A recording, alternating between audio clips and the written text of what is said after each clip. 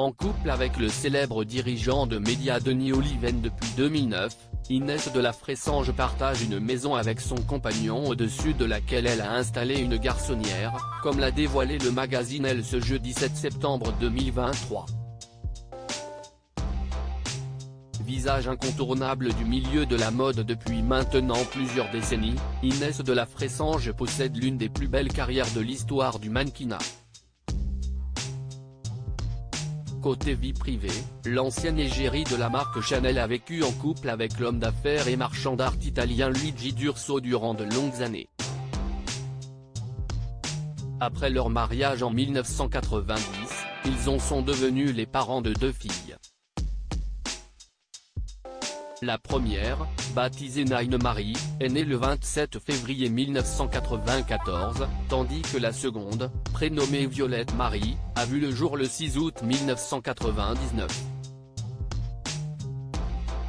L'histoire d'amour entre Inès de la Fressange et Luigi D'Urso a toutefois pris fin lorsque ce dernier a malheureusement succombé à un malaise cardiaque le 23 mars 2006 à son domicile.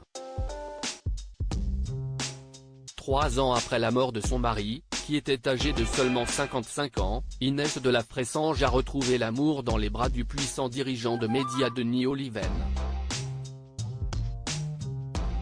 Occupant actuellement le poste de président du conseil de surveillance du groupe CMI France, il partage une maison avec sa compagne, qui s'est installée la garçonnière dont elle rêvait, dans un atelier d'artiste situé juste au-dessus de cette fameuse demeure.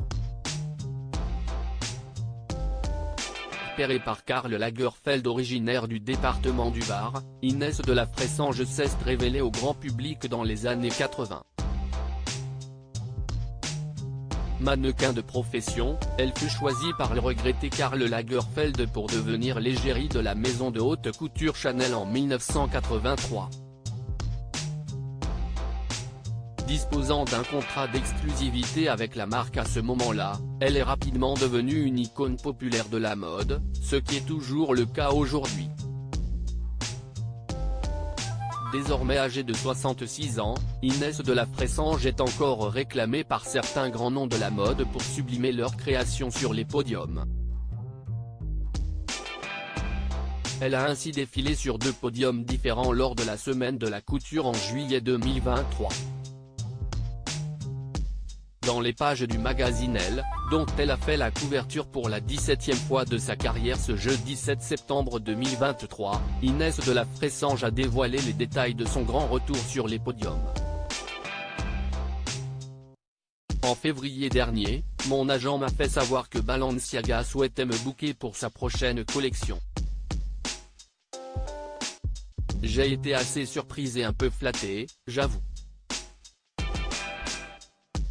Les gens de cette maison avaient encore des couches culottes lorsque je défilais chez Chanel. Ce n'est pas de la fausse modestie, simplement si est une marque qui symbolise tout ce qu'il y a de plus contemporain. J'ai douté, craignant d'être grotesque, un peu ridicule à mon âge. Ma carrière de mannequin s'est arrêtée il y a 40 ans. Mais face à l'enthousiasme de mon entourage, j'ai accepté. Par pure vanité et pour faire plaisir à mes filles, a expliqué Inès de la Fressange.